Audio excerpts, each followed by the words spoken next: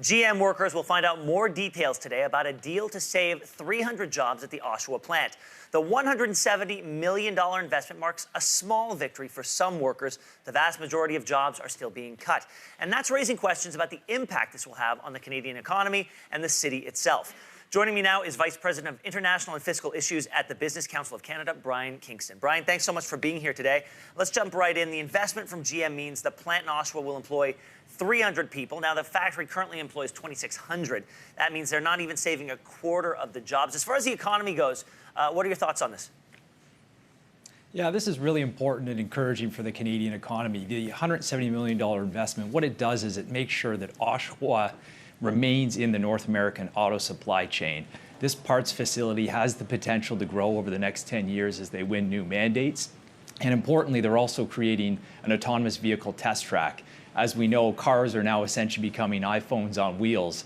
And as this technology advances, having a center of expertise in Oshawa is real potential for the Canadian economy. All right, well, that's a reason to be optimistic. Let's talk, though, sort of big picture. Canada's manufacturing sector consists of about 1.7 million jobs. So while 2,600 jobs is a relative drop in the bucket, it is a big hit for Oshawa and the workers there.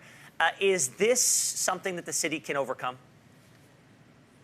I think so, because what's really interesting about what's happened in this situation is what GM is doing with those employees. They have created a job center, and they're committing to getting all of these employees new jobs in the region. They're working with about 45 different companies, 4 community colleges, and have identified around 6,000 jobs to help people make that transition. So I think this is a good example of how a company reacts to technological disruption and make sure that they're training employees and reskilling them in light of having to close this facility. So I think the region will overcome it, but of course there will be a transition period and it could be challenging. A lot of people are looking at these big decisions that were made relating to Oshawa and wondering whether this represents a real hollowing out of the industry in Canada. What can we as a country do to strengthen the auto sector to prevent this from happening either in Oshawa or elsewhere again?